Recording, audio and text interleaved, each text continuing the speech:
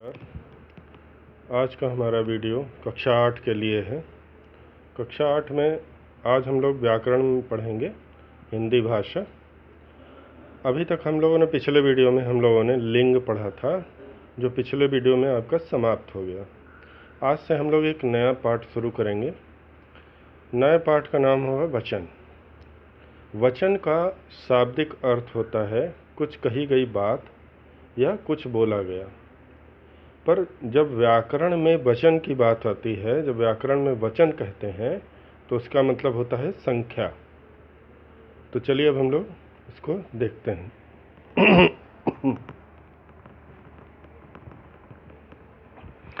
जैसा कि हमने आपको बताया, सामान्य बोलचाल भाषा में वचन का अर्थ होता है बोली या कही गई बातें, बोली या कही गई बात। परंतु जब व्याकरण की बात आती है, यानी हिंदी व्याकरण की बात आती है, तो वचन का अर्थ संख्या हो जाता है। संख्या का मतलब नंबर। यहाँ पर आप वचन जो देखेंगे वो संख्या के संदर्भ में देखेंगे।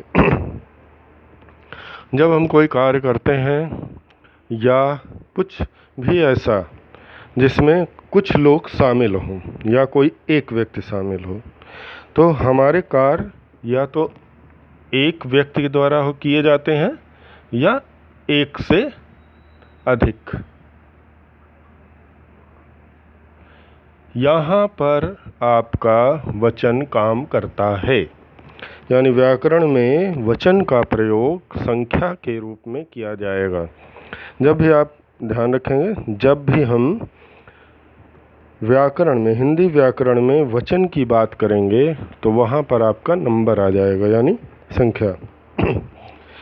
इसकी परिभाषा में हम कह सकते हैं, वचन शब्द का वह रूप है जिससे यह ज्ञात हो कि वह संज्ञा या सर्वनाम के लिए प्रयुक्त हुआ है अथवा एक से संज्ञा और सर्वनाम के लिए प्रयोग हुआ है, और यह बोध कराता है कि एक या एक से अधिक लोग शामिल हैं।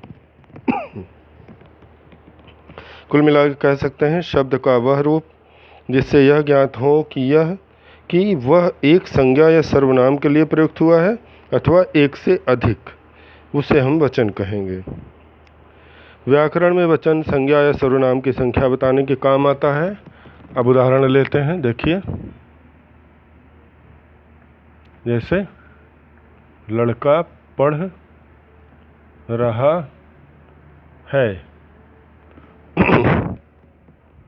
अब यहाँ पर आपका वचन वाक्य है, लड़का पढ़ रहा है।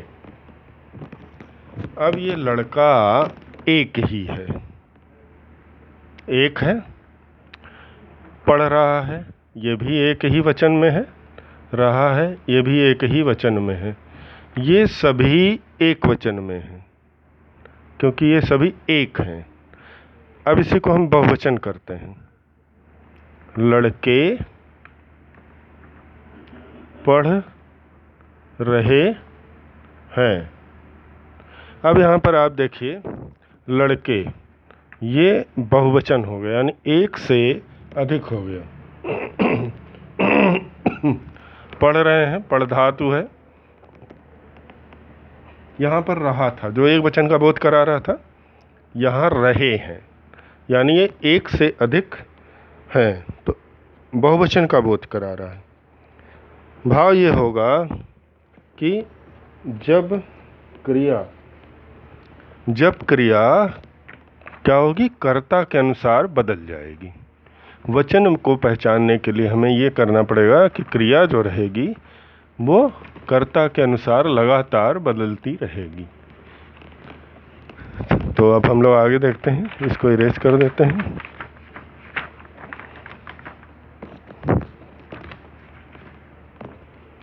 अब देखिए, अब आइए देखते हैं वचन के भेद।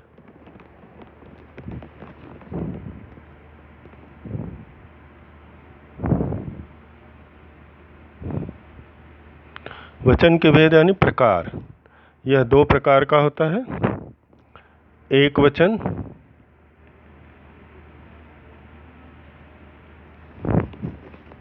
और दूसरा बहुवचन। हिंदी में सिर्फ दो वचन होते हैं, एक वचन और बहुवचन। एक वचन का अर्थ होगा जब एक ही व्यक्ति की बात की जा रही हो या एक ही वस्तु की बात की जा रही हो, तो वहाँ पर आपका एक वचन होगा। अब देखिए, एक वचन को पहचानने के लिए चलिए हम लोग देख लेते हैं, जैसे लड़का, पुस्तक, बच्चा, कुत्ता, खिलौना इत्यादि। उसके बाद बहुवचन। बहुवचन में क्या होता है कि एक से अधिक वस्तुएं होंगी या व्यक्ति होंगे, तो वहाँ पर बहुवचन का रूप होगा। तो एक से अधिक जहाँ पर आपको व्यक्ति, वस्तु या स्थान आदि के बारे में बताया जाएगा, वहाँ पर बहुवचन होगा। यह है वचन के प्रकार। आपको बता दूं, वचन में बहुत ज़्यादा कुछ नहीं है, जो भी है मैं आपको पूरा विस्तार से बता दूंगा, जिससे आपको कोई परेशानी ना हो। अब देखिए, अब वचन को पहचानते कैसे हैं। अब हम लोग ये देख लेते हैं वचन को पहचाना कैसे जाता है। वचन को पहचान संज्ञा या सर्वनाम शब्दों के रूप रचना द्वारा हो जाती है। प्रायः क्या होता है कि वचन की जो पहचान हो जाती है वो संज्ञा या सर्वनाम की रूप रचना यानी उसका स्वरूप क्या है उस आधार पर हो जाती है। जैसे ले लेते हैं एक वाक्य,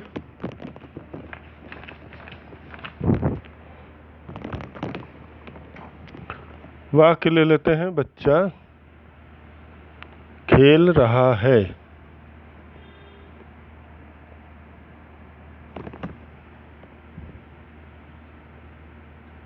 बच्चा खेल रहा है।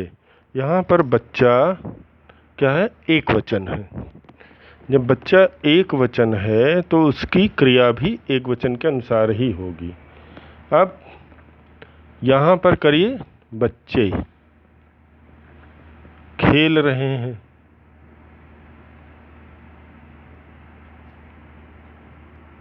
अब यहाँ पर बच्चे संज्ञा ही है, खेल रहे हैं। यहाँ पर क्रिया के अनुसार ही वचन की पहचान हो गई।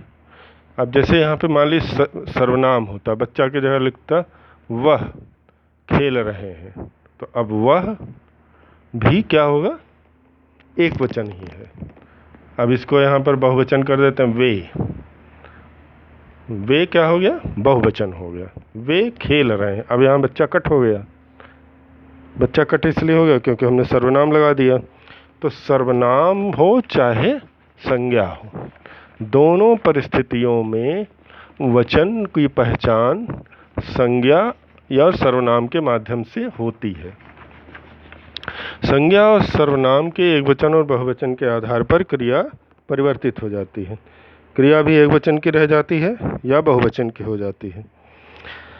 दूसरा है, जब संज्ञा का एक वचन तथा बहुवचन में समान रूप प्रयोग होता है तो उसके वचन की पहचान वाक्य में क्रिया से की जाती है। जैसे मान लीजिए हम लिखा हुआ है वाक्य, जैसे इसका अर्थ ये हुआ कि कई बार ऐसा होता है कि जो संज्ञा या सर्वनाम है वो एक वचन और बहुवचन में समान होता है, यानी वो ना तो बहुवचन दिखाता है और ना एक वचन, यानी संज्ञा से पहचान ही नहीं हो पाती कि ये एक वचन है कि बहुवचन। उस अवस्था में हम क्रिया का सहारा लेते हैं। जैसे मान लीजिए हम लिखते हैं मृग, मृग चर रहा है। मृग यानी हिरन, मृग चर रहा है। यहाँ पर मृग एक वचन है और संज्ञा है। ये क्या है, संज्ञा, और क्या है, एक वचन। अब यहाँ पर चल रहा है क्या है, ये एक वचन की क्रिया है। अब यहाँ पर फिर से लिखा हुआ है मृग चर रहे हैं। अब मृग जो है बहुवचन नहीं है, ये संज्ञा तो है पर ये क्या है, बहुवचन नहीं है, ये अभी भी एक वचन ही है और संज्ञा भी है। अब इस अवस्था में वाक्य बहुवचन का है या एक वचन का, अब ये कैसे पहचानेंगे। अब यहाँ पर हम क्रिया का सहारा लेंगे। यहाँ पर रहा है यानी एक वचन था, रहे हैं ये बहुवचन हो गया। तो जब कर्ता से या सर्वनाम से, कर्ता मतलब सर्वनाम या संज्ञा, सर्वनाम या संज्ञा से ये पता न चले कि वाक्य एक वचन का है कि बहुवचन का, तो वहाँ पर आपको क्रिया का सहयोग लेना पड़ेगा। वहाँ क्रिया से पता करना पड़ेगा कि वाक्य एक वचन का है या बहुवचन का। जैसे मान लीजिए बंदर पेड़ पर बैठा है। अब बंदर पेड़ पर बैठा है मतलब एक वचन, बंदर पेड़ पर बैठे हैं, अब बंदर फिर से एक वचन ही है, संज्ञा है और एक वचन ही है, परंतु क्रिया बदल गई, इसलिए ये कहलाएगा एक वचन और बहुवचन। तो एक वचन और बहुवचन को पहचानने का ये एक तरीका है। सबसे अच्छा उपाय क्या करेंगे, वाक्य प्रयोग करेंगे। जब आपको समझ में ना आए तो सबसे आसान तरीका है इसका वाक्य प्रयोग कर दीजिए। जैसे ही वाक्य प्रयोग करेंगे तो वो अपने आप आपको समझ में आ जाएगा। जैसे मान लीजिए कुछ शब्द ऐसे हैं, जैसे मैंने आपको बताया मृग, बंदर, बालक, ये सारे शब्द बहुवचन में और एक वचन में लगभग समान रूप से प्रयोग किए जा रहे हैं। अब आपको वचन का पता नहीं चल रहा है कि इसमें एक वचन प्रयोग किया गया है या बहुवचन, तब आप उस अवस्था में तुरंत उसका वाक्य प्रयोग कीजिए। जैसे ही आप वाक्य प्रयोग करेंगे वो बहुवचन और एक वचन पता चल जाएगा, क्योंकि अब इनको आपको एक वचन में प्रयोग करना है या बहुवचन में, ये वाक्य प्रश्न के अनुसार आप उसे पूर्ण कर सकते हैं। ये है आपका एक वचन और वचन। अब इससे संबंधित और दूसरी बातें करते हैं। इस वचन संबंधी कुछ विशेष नियम हैं। इन विशेष नियमों को हम लोग जरा देखते हैं। हिंदी में साधारण एक संख्या के लिए एक वचन तथा एक से अधिक के लिए बहुवचन का प्रयोग किया जाता है, किंतु कभी कभी विशेष परिस्थितियों में एक वचन को बहुवचन और बहुवचन को एक वचन में प्रयोग करते हैं। मैंने आपको पहले भी बताया था कि देखिए, संज्ञा जब हम लोगों ने पढ़ा था तब मैंने आपको बताया था व्यक्तिवाचक।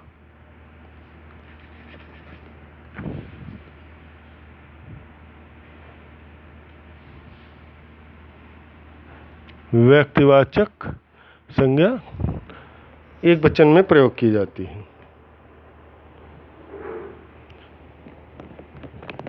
जब हम लोग इससे पहले संज्ञा पढ़ रहे थे तो मैंने आपको बताया था कि व्यक्तिवाचक संज्ञा, जातिवाचक संज्ञा और भाववाचक संज्ञा।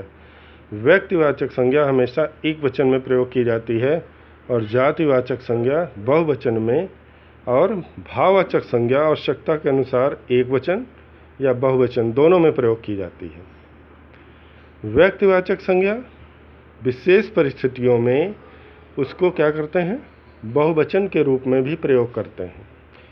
बहुवचन संज्ञा जातिवाचक संज्ञा को विशेष परिस्थितियों में व्यक्तिवाचक संज्ञा के रूप में भी प्रयोग करते हैं।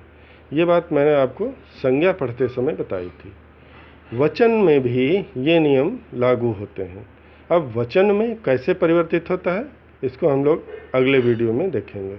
आज के वीडियो में बस इतना है।